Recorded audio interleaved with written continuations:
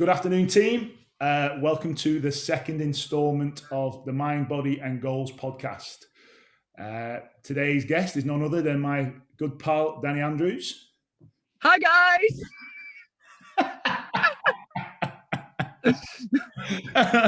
Yep, so that is Danny. Today's episode, we are going to be touching something that's quite close to mine and Danny's heart. It's our battles with our mental health. If people know me, they know I've been through quite a bit. And if you know Danny, you know through Danny's been quite a bit. But we're just going to go into a bit of it. But first, Danny, who is Danny? Well, I'm a barber from Preston. I used to live in Barrow, but I moved to Preston about 10 years ago. I know Marcus through the gym, and he's asked me to come on his second ever podcast. So I'm privileged to be on here. To talk about my mental health struggles. Yeah, I really appreciate you coming on here, mate, because you've got you've had a lot of press recently. So we'll go into that. But yeah, how did we even meet? We've known each other for it's got to be 10 to 12 years. Yeah, we started off bodybuilding at Ironman Gym, didn't we? And then you wanted to change your career, and you started PTing from being Britain's sexiest butcher. Oh, wow. Drop that in on my own podcast, mate. You had to drop that in on my own podcast. It's a very, very, very, very sexy butcher, which you won, and deservedly so. But after that, you wanted to change careers, and then when you did, I was in shape and stuff, and I promoted you, and you trained me, so it was good. Yeah, man. Yeah, I can't believe you just mentioned the Britain's sexiest butcher and just kind of gone on your own little tangent with it. You love it. I would love it. So I actually had the qualification, and I just sat on it for a while, and then, like you say, I was in a comfy job, but I just wasn't happy, and we kind of crossed. I was going to say cross swords. Then we didn't. We definitely didn't. Might have been more like a little dagger. We crossed paths, if you will. Yes.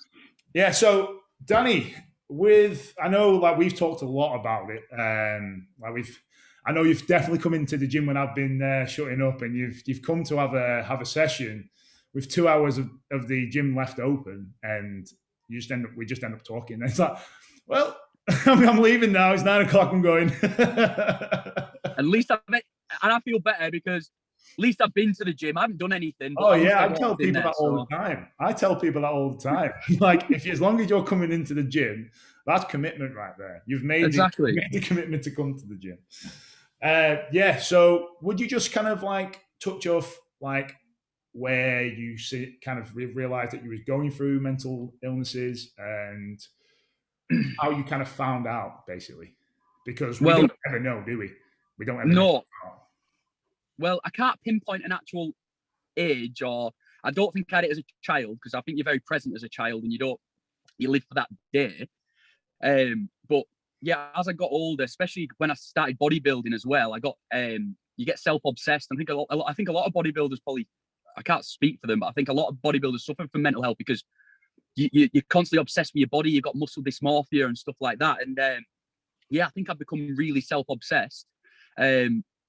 So I think it was then, but then now it's snowballed into so much more now, where I've got OCD. People think OCD is like keeping your house tidy, but I've got it in every bit of my life. So if one thing goes wrong, everything crashes down. When it could be easily solved, but in my head, I can't deal with, like today, for instance. I think I went for a speed camera van, and it's literally ruined my day. I was shaking, and it's a horrible feeling. It's ruined my day, but I know I shouldn't let it, but it does. So yeah, I've got OCD, overthinking, with relationships as well. Like it goes on like, I analyze them as well as analyze myself. I analyze them. Like, I don't like the way I look. There's everything. It's just my mind's constantly working, and I'm always living in the future. Never present. So once I buy this, I'll be happy, or once I achieve that, that's when I'll be happy. And I'm never just in the moment, like present. And I kind of know that's how you should be thinking, but I can't think like that. Yeah. It's like when you were saying about the being present thing and overanalyzing situations. Like we was talking about this just before we went live. Is that must be so like tiring and exhausting because when you should be socializing with friends or when you should be socializing with your family, your brain is not switching off. It's not in a happy place, is it? Like you're overanalyzing certain situations. And I totally understand what you're saying there. When, like, say for instance, if you was in a social environment in a pub, I think I know what a pub is. Can't remember what they are, but and there's a group of people that you don't know, but one of them might, for instance, look over, and then you think, right, they've got a problem with me. That person doesn't like me, and that I can think is tiring. So, yeah, touch base with that a little bit more, please, mate.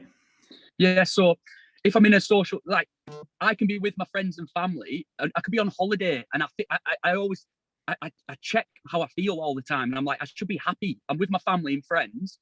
I should be happy right now. I'm on holiday, and how come I don't feel like that? How come I don't feel like that? And I'll see somebody on Instagram as well. That'll affect me. They've got the new trainers, so I'll think I'll need to buy them trainers. That'll make me feel better, and it doesn't. I just feel exactly the same, but I'm 500 quid down. Do you know what I mean? I'll be happy once I buy this coffee machine. Nope, I feel exactly the same, but now I own a coffee machine. And I find myself doing it all the time, and I know that I do it, but I can't help it. And yeah, it's tiring, it's exhausting, and I just think to myself, when will I ever be happy? And it's hard. Is there any situations where you don't overanalyze things? Like, is there any situations where you can actually just enjoy the time and being in the present, like you're saying? So at Christmas, I found it very, very hard. It was like my first proper Christmas on my own, single. So I went obviously to my family's house. My little sister's got a family. Everyone's got families. And I felt like I'd gone down in life. Like I was there on my own, having Christmas dinner with my mum and dad, and then go to my sister's house where they didn't know where for me to sleep. I was on my own, and honestly, and I drank a lot that Christmas as well, which drink and drugs do not go well with mental health. And I ended up in bed for 3 days. And honestly, I was in a real bad way. And everyone's around the families and stuff. And I'm thinking, I'm 31 years old. I've got fertility issues as well. Like I really pine for that, and I just haven't got it. And that constantly on my mind. If I'm going to find the right girl, and I analyze girls that much, I don't even think I'll be able to ever meet somebody. And it's not fair on them that I am like I am as well. So it's tough. So then I was that bad over Christmas. I was in bed for 3 days, and my mate JJ ended up saying, right, I'm taking you up a mountain. I'm taking you out walking. I thought, all right. So I ordered some stuff online. He took me up a mountain, and all because all the gear, no idea. But he took me up a mountain, and I didn't have time. I didn't have time to think about. I was thinking about my breaths. I was freezing. It's exercise makes you feel good, doesn't it? So that exercise, it worked. It got me out of bed. It forced me up, and then I was all right after that. But like I said, life's like it's like spinning plates. So when people spin plates, you've got your job, the gym, eating well, like your home life. If all them are going well, I do well. But once one drops, they all crash down. So I think there will be a time when I'm going to crash again. But since that, I've been trying to keep everything, not drink a lot, and keep everything like that. It's hard with the lockdown as well. But to be fair, I'm not listening too much to the lockdown because I think my mental health is more important. Like, and I'm not ashamed to admit it. I'm going and seeing family and friends, because if not, I would be suicidal. I've got to keep those plates spinning. I've got to keep my friends' social life. Everything needs to be. I don't want anything fantastic. I just need it all to be level. But once one drops, I lose it. So it's all. I strive off routine. Yeah. It's hard. I just overthink everything. Even when I think I'm happy, and I look back and think, I think I was happy then. But it's hard. I never can say I'm happy, and it's a sad thing. And like I have all these thoughts as well, like of what could happen and what if this happened. But I actually get the feelings like it's actually happened as well, which is it's hard work. And I've tried medications as well, which some medications, like I was on sertraline, that changed the way I thought, which I didn't like. But there was a medication called sertraline. Is sertraline the one that, like, because I and we'll talk about this later, but I've never been like, I've been dead against the medication side. I just don't believe personally that I agree. But it's certainly the one where, like, yeah, you might not feel anxiety or you might not feel certain, but you don't feel anything. You feel nothing. Not to that extent, but yes. But then I found one called propranolol. I might not be saying it right, but all that does is it's like a beta blocker, so it slows down your heart rate. So the feelings of anxiety I get when my heart's thingy, I shake a lot. It just calms them down. So my thoughts are still there, my thoughts are still real, but I'm not getting the physical symptoms. I thought they were a bit better, but I don't want to be taking things. If it's anything like a beta blocker, they have like endless side effects. Yeah, like, and life limiting side effects. Yeah, well, any effect is an effect, isn't it? So when you read the side effects, yeah it's not worth it. And I didn't want to be taking stuff like that. So I've had to go away and try and do my own research, and I'm trying my best. And I've been reading a lot of books as well. And I think CBT, I've not tried it yet, but CBT. So I go through these thought patterns, even just like cognitive behavioral therapy. CBT. Yeah. So they're saying that your brain is like a computer, but you can rewire it. So I go down these crazy like loopholes and overthinking, and even with the girlfriend, like I end up splitting up with a girl. Our relationship was really good, and I watched an advert. It said, "Is she the one?" And I was like, "Well, I don't know if she's the one." And when you know, you know. And I overthought it that much. I thought, "Well, I don't know," because my anxiety. And then I thought, right, we're not made for each other. And then I overthink it, and then I'm like, right, she's not. And then I think of scenarios. If I was on a desert island, would I be able to just cope with my ex-girl? Do you know what I mean? And it's like weird thoughts, but but they kept me up, and I felt guilty for those thoughts where I literally felt like, how can I feel like this about my girlfriend? It's horrible, but it's my anxiety, and so it ended up costing me my relationship, and it's bad. And even now I overthink it, like, did I do the wrong thing? And it's a constant, it's hard battle in my head. It's very, very, very hard. Yeah, mate. It just sounds exhausting, mate. And it's bloody exhausting. But the only time I can get rid of it is keeping busy. Like, I'm always busy. There's never a time I sit down and go, oh, never, ever, because I don't want to go down that rabbit hole. And then someone told me weed was good, right? It was good for about 2 months, but then it flipped where I sat there, overthought even more, and I was, oh my God, it was horrible. So yeah, weed doesn't work. Well, not for me anyway. How, like, you've been playing the guitar loads recently. Does that kind of take your mind off things, or? Yeah, keeping busy. Hobbies. I'm a man of many hobbies. Like, I'd say the guitar's not really keeping busy, is it? Guitar's like mellowing yourself. I'd say playing the guitar is like a form of meditation because you're concentrating. Yeah, sorry, carry on. Yeah, but I can't do it for long though. So I just literally go over, grab the guitar, but it's to keep myself. Each bit of my day I have to, and if I don't do it, it'll send me a bit crazy. Like, do you know when people can have pajama days and stuff like that? Oh my God, I couldn't do it, and I wish I could. I wish I was that comfortable with myself that I could, which I'm not, which is a shame. So, like, do you know if you went on holiday, would you be able to lie on the sun lounges all day, like, and just? I've never been on holiday for more than a week, and it's normally 4 days. As soon as I've done 2 days, I'm ready for home. Yeah. Because I feel like I'm doing something wrong. Like, I'm not in my thing. I'm not earning money, and I need to get back to my routine because I can't relax. But then people can do 2 weeks, and I'm like, how can you do that? And it's just me. I've always people laugh and like, oh, you went on your 4-day holiday. It's only once a year, and I have to do it because I feel like everyone else does it, so I have to do it. And if they're happy doing it, I should be. Do you know when you went to Mexico? Did you spend 7 days in Mexico? Yeah, that's my only ever week's holiday. Do you think you were suffering then? Because that's 2015. That was. Yes.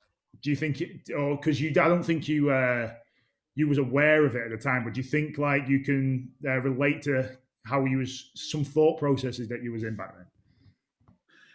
Yeah, I was in my head then. All my struggles was with my body and stuff like that. So it was keeping my meals at the right time and being very regimented. And if I missed a meal, I feel like I look crap. So I feel that it probably made my bodybuilding better because, like, that's my mental health was making it better because I wasn't missing meals and it was always regimented. But then now it's sort of like progressed into my everyday life and everything. Yeah. I was talking to actually the next week's guest last night, and we was talking about like and how bodybuilding creates eating disorders, like, and 100%, like, not doesn't necessarily have to be in the term of like anorexia, but to the point of where like we're purging on food and you're restricting so much and being fixated with these extra low calorie diets and having to think that you have to earn food. And like you say, you was in it way before I was. Like, you was bodybuilding for like 15, weren't you? Yeah, and yeah. Have that kind of structure there all the time, and it is detrimental to your mental health, isn't it? Like, just the fixation you have over your body in your head. Because I don't know about you, Danny, but all the way through what we'll call it a bodybuilding career, I had that mental image of me as a fat kid. I would only ever associate Marcus with this fat kid. Do you know what I mean? And even today, like, I'll assume that people see Marcus as the 14-year-old, as not the 28-year-old. So do you get anything like that? No, not as in that. What I thought people liked me for was the fact I was muscular. I got respect wherever you go because you've got big arms. To me, it doesn't make sense, but it does. I was like a 17, 18-year-old kid with big, massive arms, and people go, especially when you're from Barrow. Yeah, everyone looks the same in Barrow. They're all massive, aren't they? But yeah, it was like people knew my name just because of bodybuilding. So I'm actually proud of myself now because, like, I've had all my things with steroids, every side effect under the sun I've had, apart from baldness, thank God. I've had gyno, which I've had removed, and then that went wrong, that's messed with my mental health. I've had fertility issues. Everything that's bad that says it's bad, I've had. Yeah. So, where was I going with it? Sorry. I can't even remember, mate. Just keep on rolling with it. Just keep on rolling. All right. So yeah. So with bodybuilding, I can't remember what I was saying. Just how, like, so I was asking. So when I was bodybuilding, I would always see that young fat Marcus, and even to these days, I'm just saying, do you ever get anything like that? Yeah, I'm proud. I'm proud now that I finally don't need to be muscular now. I train at the gym, but I don't bodybuild. So it's like empowering, isn't it? Pardon? It's almost empowering when you don't have to have that vice by your side, because it's a self-confidence issue if you feel like you have to hide behind muscle to feel like that's exactly. And it sounds crazy. I see a big young lad now full of steroids, and I don't envy them. I feel sorry for them because I know what I was like, and I'd wake up and I'd miss a meal. I'd be looking in the mirror, like checking my arms and stuff like that. And I think that was exhausting. And I think I'm so proud now that, yeah, I still care about how I look, and I do have insecurities, but not to that extent where I have to be taking loads of drugs and which are detrimental for my health and my mental health as well. Because I don't think they're good for your mental health either when you're coming off them and on them, and you don't know where you are, and then it's not good. It's not good. It'll definitely play into, like, with your OCD as well. Like, if you're like overthinking things and overanalyzing. I used to overthink all my side effects as well, and I used to take them and shit myself thinking, oh, my heart's probably bigger, and you know, it wasn't good. It wasn't good. But then at the same time, I was like, right, but I didn't feel like I was a man without him. I didn't think that girls would like me. I didn't think that anyone would speak to me. Do you know? I didn't hiding behind it. You were hiding. Yeah, I didn't think I was enough. I didn't think I was enough, which is sad, really. Where do you think that come from, though? Like, because I think that is like the route to most bodybuilders is. I don't know, like this. I don't mean to downplay the sport, and I'm sure there's a lot of people out there that love the sport and they've got it for the right reasons, but there's got to be a lot of us out there that have got there purely because of self-confidence issues. Do you know what I mean? Like, I totally agree. You were the fat kid you said at school. Yeah. I was little Danny. So I'd want to kiss the girls, you know, and my birthday's in July, so I was the youngest anyway, and I was the shortest. So I'd have to like stand on a wall to try and kiss them, and then they'd be like, oh, it'd be my turn, just spin the bottle, and it'd get to me, and they'd be like, oh, bloody, we have to kiss the midget, right? So then as soon as I started going to the gym, I was known as like muscly Danny, and then I liked that, and yeah, people were like taking notice of me, and I think that's what I really clung to that, and I really liked it. Yeah. So when do you reckon? Like, can you remember when you didn't rely on the muscle to talk to people, or you didn't rely on? It's very recent. It's very, very recent. So when I got told about my fertility issues about 2015, it was, boom, 2015, I found out, and I got with my ex-girlfriend. Never took a drug since. And then I just had to learn to be happier. And then now, because I don't try at the gym, if I started training hard, I'd get obsessed again. So I just need to just keep it just there so I don't get obsessed. So I feel like I've got a healthy relationship with it now, and I'm quite proud of myself, to be fair. That's good. So healthy relationship with the gym. And yes. Like I said, you going on, like I know we've gone on a few walks recently. You've gone on a few walks. We were saying this last week, how empowering just being at the top of the peak, cold, like it was pissing it down last week. We were drenched, but could we have been happier? It was amazing. So I think that our bodies, I feel like as humans, we need nature around us. Yeah. And we've got this fake ass Instagram life. We're all looking at screens all the time, and then it's free. We're going up in a mountain. It's fucking free. We're seeing beautiful scenery. We're looking around and we're like, wow. And that's the only time I feel like I'm present. We've got the backpack on my back, freezing cold. You're thinking about your breaths. I'm knackered because your one step is 5 of mine. So I'm behind you. I'm struggling. So, and you're fitter than me as well. So I'm out of breath, but I come down, I get a bath after it. It's like self-accomplishment, and I do feel happy. So I think I was really bad at Christmas, and I think anybody that's got any mental health problems, buy yourself some walking boots, because you need them, don't you? I didn't realise that. You need them. And did you have walking boots when you were an old man? Yes, because JJ, we went on a walk ages before, just to Beacon Fell, and I went in my Vapor Max and shorts, and they said, Danny, don't wear your Vapor Max or shorts. So he sent me a link, and I bought some boots. But yeah, probably one of the best buys ever. Now I've got everything. I've got walking sticks. I'm on it. Sorry, I've got a walking stick. Oh, you have to have two. It's cool though. It's cool. And just to touch base with when you were saying, like just getting out and getting into that open air.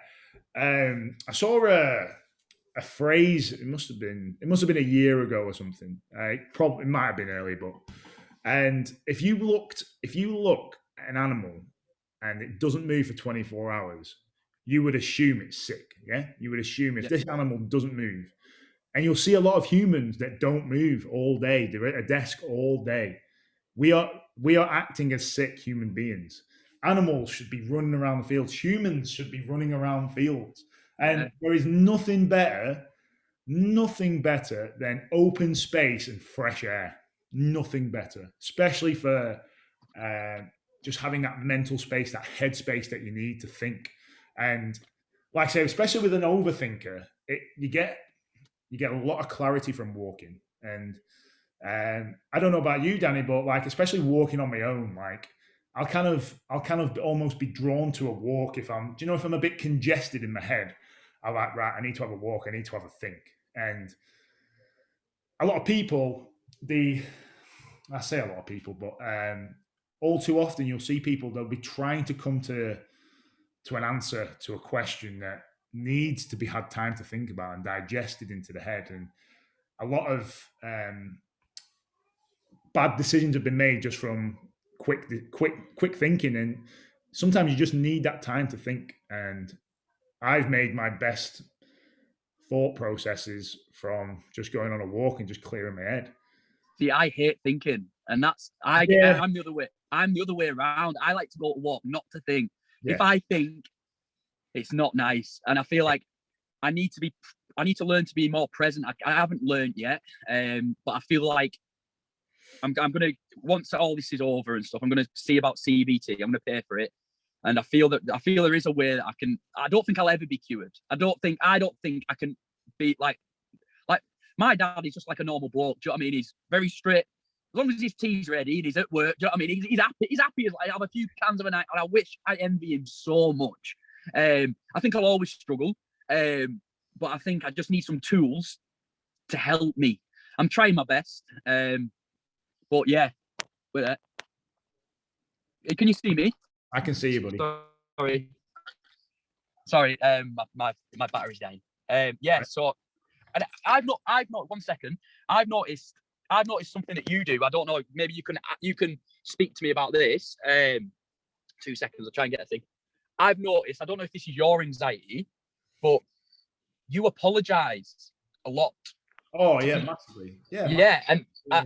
I've noticed. So like, you I noticed it, but I've not even brought this up to you. I'll just bring it up to now. So when you come around my house, I was like, "Oh, just to take a seat there, Marcus." And I think a little bit of, "Oh, sorry, mate, sorry." And you're apologising for things that you don't say sorry for. And I didn't want to say anything, but that could be one of your traits. Like I think you apologise whenever we're together. I think you apologise to me about 100 times. "Oh, sorry, mate, sorry." I think, don't be sorry, but I don't say anything. But then I thought I might bring it up.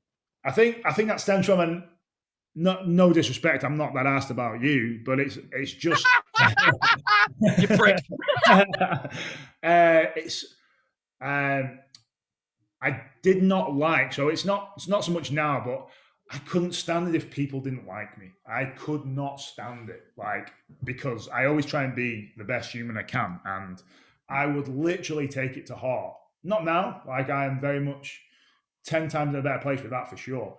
Where like you'll get that vibe, you'll get that aura around someone if you're like, yeah, that guy, he quite clearly doesn't like me. You know, like you assume you're going to get a certain reaction, and if you don't get it, that's when you start thinking that they don't like it. So yeah, so I think they over apologize. I genuinely can't even answer that question if I'm honest. But I think it is the fact of I like to please people. Yeah, you like to be liked. Yeah, but so I used to need to be liked. So yep. As a self-confidence issue, I had to be liked, and at one point I was not being my genuine self to be liked, and that did make me. I am not that person anymore, because at the end of the day, I am who I am. I try my best to help everyone around me if I can. If it's within my power, and I see you struggling, you're going to get helped, and if it's needed. I try to be the best human I can, and if that's not enough for you, then fuck you. I don't care. Yeah. Whereas 4 or 5 years ago, I would wake up asleep at night like, what am I doing to this guy that this guy does not like me? Do you know what I mean? Like, why? Mm. What am I doing with my nature? And then that's that guy's problem, not mine. Like, I'm not doing anything. I'm being genuine. I'm not exactly going around and inclining people on the head. I am being a genuine person. If that's not enough for people, then that's not my issue. That's their issue. But yeah, I feel that you've come a long way, because like when we used to have chats and stuff, you used to be very what's the word?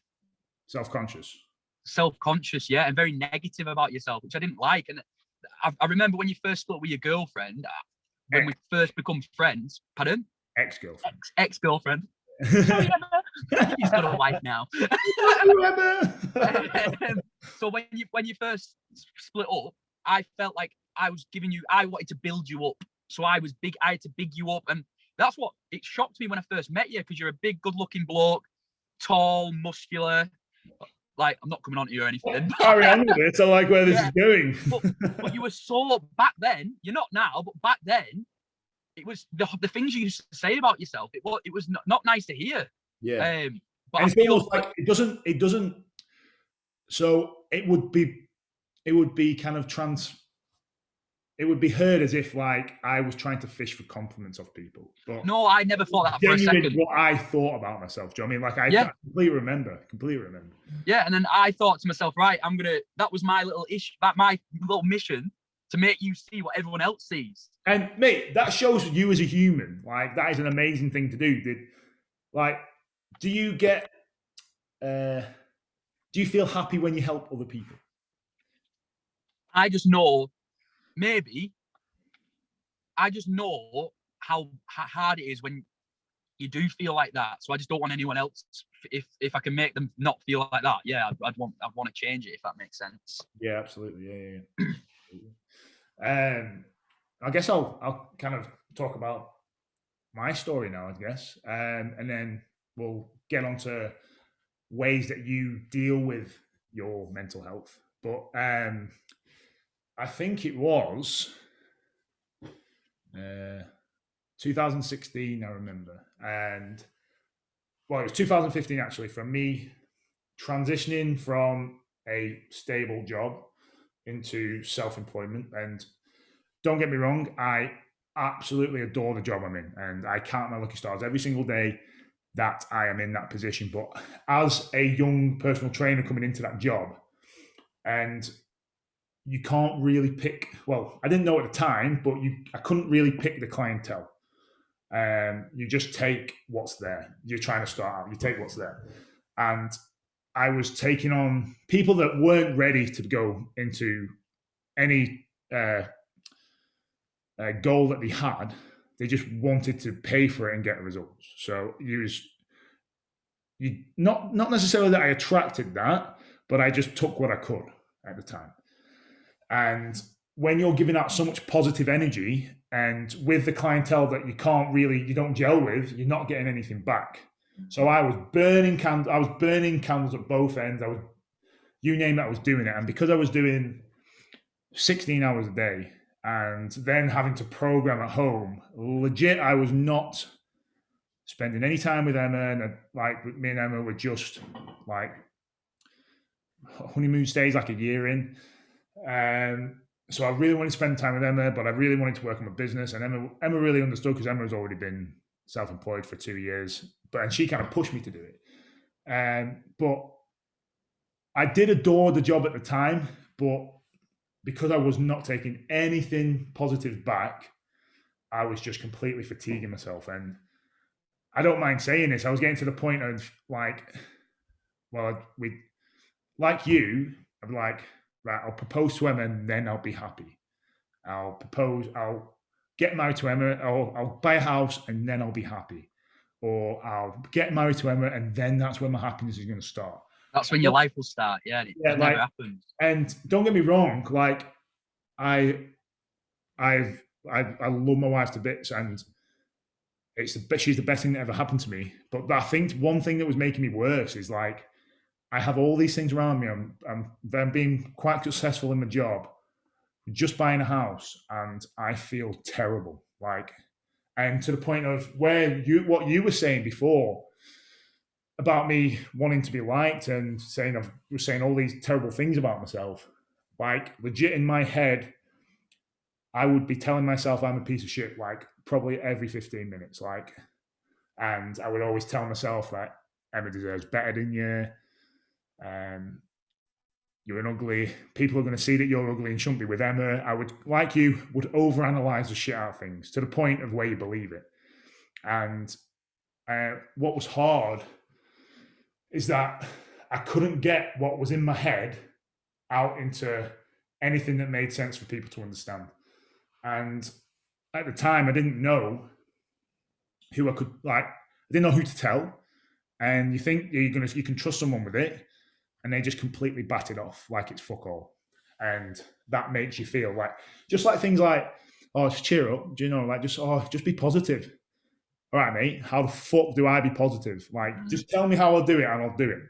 And at the time, because you can't expect people to understand what's going on in your head if they are not experienced, especially with anxiety and depression. And I plucked up the courage to tell him, and then obviously she didn't really understand, and you can't really blame her because it was a position in my head. And I was just frustrated with myself because I knew exactly what was going on in my head, but when it came to getting it out in words, I couldn't say anything. And I was really then insecure about telling people because I didn't want the reactions of, oh, just cheer up. Because it's like, well, I fucking have this at the same time. Like, so I was very protective over this, my depression and my anxiety, because I know I needed to tell someone. So I went and saw a therapist, and it was the best and the worst thing I could have done, because it would have been better if I would have gone to a better person, because I'm very much a position like I'm going to tell someone if they genuinely care. I'm not telling someone if I have to pay them £45 an hour. And it's like you're paying for someone to care. And I was just very, I couldn't get over that fact of like, I'd look for her eyes to see if she was looking in the mirror. I mean, at the clock. I was like, oh, she's fucking watching the time. She can't wait for this hour to be over. Do you know what I mean? And probably that wasn't true. But what she would tell me, she'd ask me this questionnaire all the time, and like, what do you think of yourself today? And the first session, because I think I went to about 3 or 4 before, but I just didn't gel with it. I didn't gel with that kind of thing. But the first question said, do you love Marcus Harrison? And without a question of that, I said, I hate Marcus Harrison. I hated myself, and I don't know why. Couldn't have told you why. And then she told me, she went, like, have you spoke to him? And I was like, yeah, but she kind of doesn't get it. And she's not going to get it. She's not going to get what's going on in her head. And then she said, have you tried writing it down? And I was like, well, I'm not really good at that either. She went, just try it and see what happens. And then for me, that was a great thing, because I don't know why I couldn't speak it, but I could write it.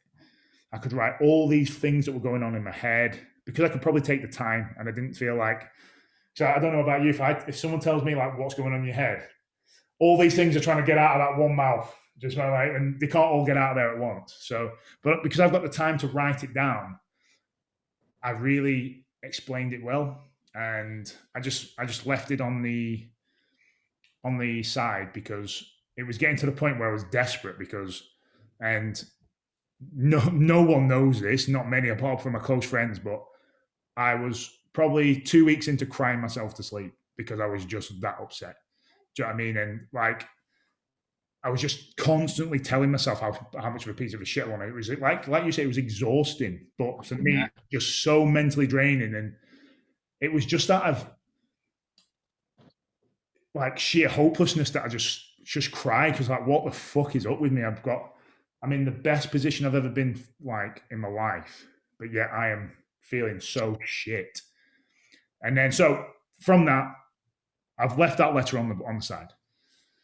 And then Emma rings me and says, I'm so fucking sorry, starts crying. And only a little bit.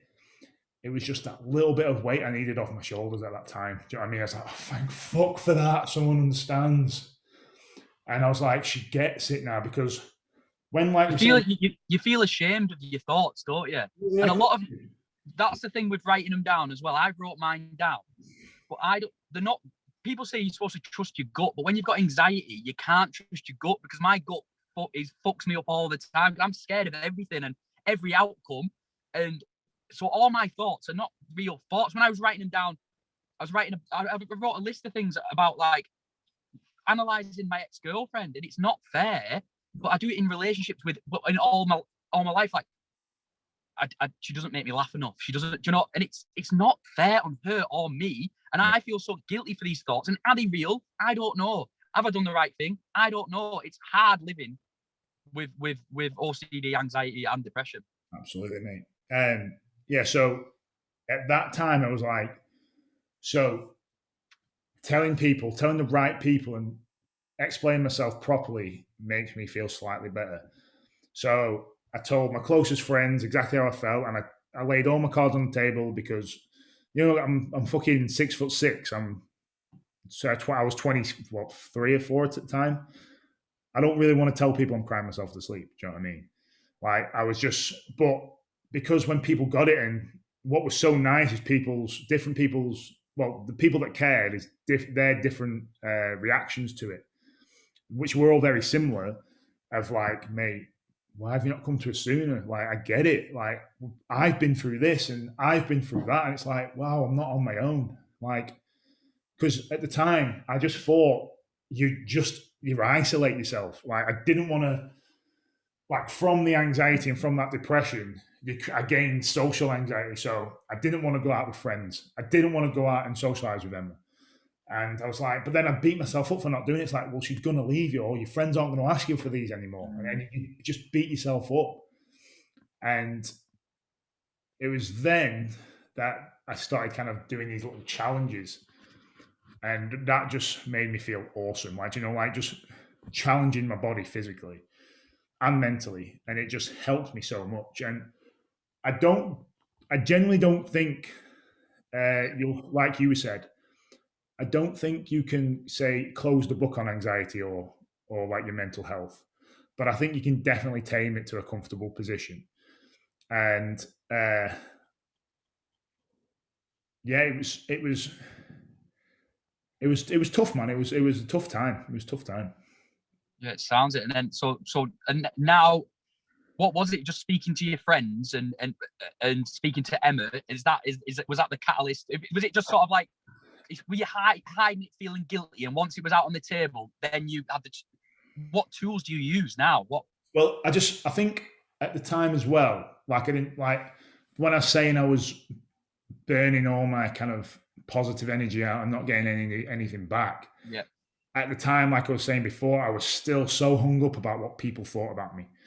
Peers in my work, like other personal trainers, hoping that they accepted me, and being self-conscious around certain people because I didn't want to, like, I wanted them to accept what I was doing with a client. And you would get, in the early days, I would get so hung up on it that, and I don't mind saying this, but I'd be fixated on what these people thought about what I was doing with this client. Do you know what I mean? Like, rather than what the client thought.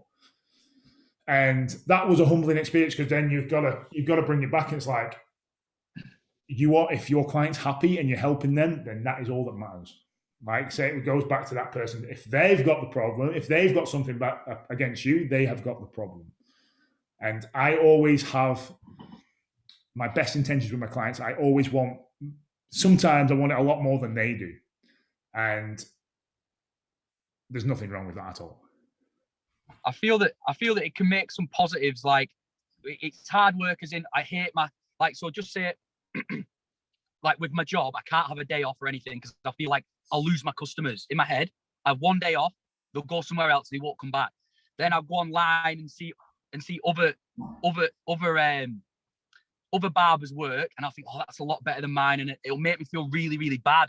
And then I suffer with that, but then it makes my barbering better because I think, right, I need to be as good as that. So then, but it does hurt. It's a catch-22. Like, it makes you feel a little bit worse anxiety-wise, but it makes you step up your game. Yes. So it slightly takes your eye off the prize as well. Like, you got to think, like, and this is only from the outside in, people don't just come to you, Danny, for a haircut. They come to talk to you because they like the environment. They're comfortable around there. They want to talk. They buy a haircut and have a talk with Danny. That's what. You know what I mean? They come because they like you. If it was all just about haircuts, then it wouldn't be a job. Like, when I go to get my haircut, it's a therapy. It's therapeutic. Take my fucking like taking a bra off for a lady. Like, yeah. That's what it's like, and that's what you've got to see. Like, and definitely in my job as well. Like, people buy into you. Like, they are invested in you mentally. And I don't claim to be the best personal trainer to work with athletes. But you try your best as well. My passion isn't there with athletes. Don't get me wrong. My passion's with general population and general public, and like finding their love for fitness. But I do like training athletes. But I wouldn't say I'm the best. But I don't know where I was going with this one. But I think that's what makes you better. I wouldn't say I'm the best, but people come to me because they're comfortable with me, and they know that I'm going to give it everything into them. I'm going to invest all my effort into them for that session. Yeah. So and I think that you're very realistic, as in like you're comfortable in yourself and in your skills to say that I'm not as good as with athletes. Where you get a lot of people that try and live their lie that they have in their head of their ego, and I think it does you good when I can say I'm not the best barber, but I want to be better, and I don't think you'll ever be the finished product, and then hopefully it'll make me better.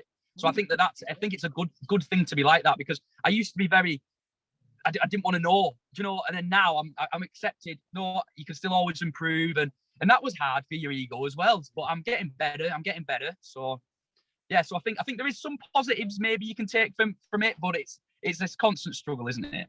It is, man, massively.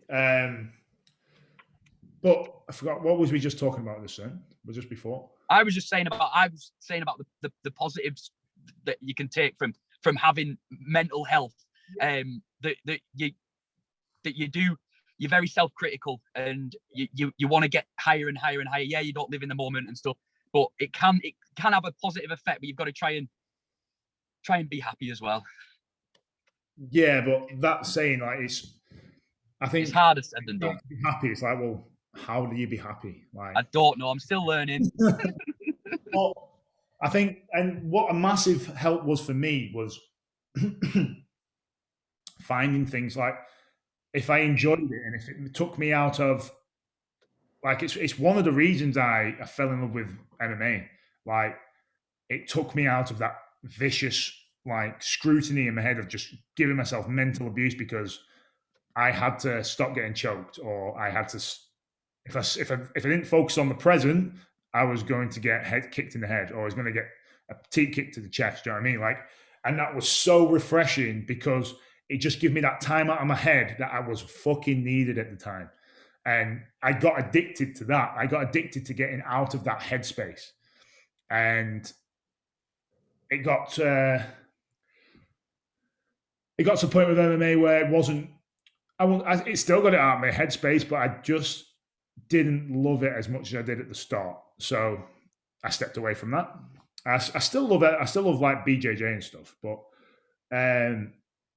then it just opens that possibility of where you can then take it. Like, okay, so it's gone there with MMA, but what else can I do? And what else? I love you like that. I think that if you were born years and years in the past, you'd be like some kind of Viking, like with your size, your strength. And I love that you pick a sport, and this will be your mental health. Like this is what probably keeps you going. You get to like a really good standard of any sport, you're a bastard. You're a bastard. You're good at everything, right? But then you'll accomplish it. You are stop it. But yeah, you'll set yourself a goal, like a 24-hour bloody spin thing. What the hell? And then the next thing, you're swimming in cold water, and Jesus Christ, you're an absolute animal. And I envy it. I love it. But like, just a hit point. You call me a Viking. I have good confirmation of DNA that I think my dad's like 52% Scandinavian, so I am a Viking. Let's not put it past anything. Well, I am a Viking, and I would be a dwarf. The thing about the open water, that I got to it by being scared of it. So me and Greg, I went through this last week on the podcast, but just to cut a long story short, in case you listened to last week's, did as many times round in a 6-hour time frame of an assault course. We ended up doing like 28 miles or something of this assault course. But there was this part in it where you have to submerge yourself in this ice lake. You've got to fully submerge, and mate, fuck me sideways, did that shock the fuck out of me. Like, it proper took me back. Like, I couldn't get my breath back for 5 minutes. It genuinely like terrified me. And then, because you've got to do the same lap over and over again, I was like trying to find ways of how to get out of it. So, because I touched base on this last week, me and Greg booked this 24-hour swim. We booked this ice water swim, which was a Red Bull event. And just the training for that made me love it, because you've got to be present because you've got to breathe. you've got to be very, very much here, because you can't really overthink too many things, because then you've got to focus on breathing. And if your mind wanders, all right, bring it back to the breathing, because we've got to focus on breathing. And I don't think I'd be like that in warm or like mild water. It's the cold water, and just getting out of it, you feel brand new. You feel absolutely brand new. And we're going to take you. We're going to take you. I'm really bad with it, and I've got a small penis already. So imagine if I was in that cold water. Mate, when you get in cold water, no one has a penis. It's fine. Don't worry about it. Oh, right. They go like a clit. They go right inside. They become little chodes. Yes.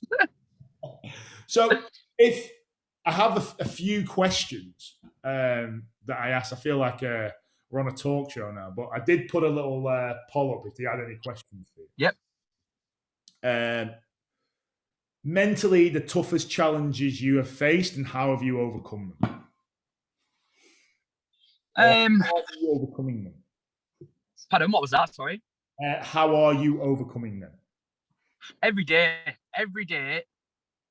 is a struggle. Like I said, I've got to.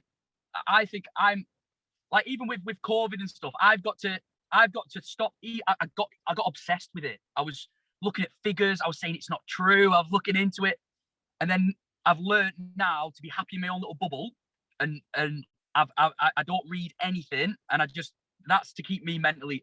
I'm not going to save the world. I'm not going to. Do you know what I mean? And so every day is just, as long as I set myself little goals and I can achieve them goals, I'm going to be as happy as I can be. Yeah. So yeah, every day is a struggle. So. I think, like, I'll put a bit of a spin on that as well. So with the toughest challenges, tough is very relative to you as a human being. Like, what might be tough for me might not be tough for Danny. What might be tough for Danny might not be tough for me. But it's about, like, mentally overcoming a challenge has to be definitely before, I think. Like, not focusing too much on finishing and trying to enjoy the process, but definitely for me, I would say the toughest challenge would be mentally the 24 hours on the air bike. Fucking hell. How many times, how long was it before Marcus told you that he went on the bike for 24 hours? But we get it, Marcus. But for me, that was the hardest mental challenge I've ever faced. And I touched base with this with Tiernan on a podcast, that I was too focused on the finish line with that, like how I was expected to feel on that finish line, that I was so fatigued and mentally fatigued that I didn't feel anything. But the mental side of that is just you and a bloody bike for 24 hours. But yeah, it's just overcoming it. Just going to do it. If you want to overcome anything, go and do it, and do it often. There's another question. 2 seconds. 1 minute. Oh, it's just, what would be your best advice in overcoming mental health? It's a very broad question. Hard. But what would be Danny's best advice in trying to overcome and deal and live with mental health? Well, when you've got demons, I'd say get them up a mountain. Do you know, if they're in bed and there's literally, do you know, when you're the rock bottom, take them for a walk, they'll feel a lot better. But day to day, I've got no answer. I'm still looking. So yeah, I think everyone's on their own mental health journeys. I think what will make me feel better might not make you feel better. Everyone's mind's different. Mine's horrible. But yeah, just take each day as it comes and try and be as happy as I can be. And like I said, it's not very a specific mental health. So there's not obviously going to be a one size fits all answer. But I think what would massively help in just feeling a little bit more uplifted is setting weekly, daily, or monthly challenges, something that is within your capability, and doing it. And like I say, being very specific with that. So getting a weekly, monthly, yearly planner and writing down exactly what you want to happen in that year or month or day or week, and making it happen, whether it's just walking around your block and completing that, or doing a walk a day. If you are transparent with your goals, you'll feel a lot better. I agree. So just to finish it off, mate, have you got anything else to say? No. I was trying to think of something funny, but I couldn't think about. Peace out. Danny, thank you so much for coming on my second podcast, mate. It's been emotional, brother. It has been emotional, mate. And thank you for listening. If you have took the time to listen, we'll see you next week. See you later. Bye, guys.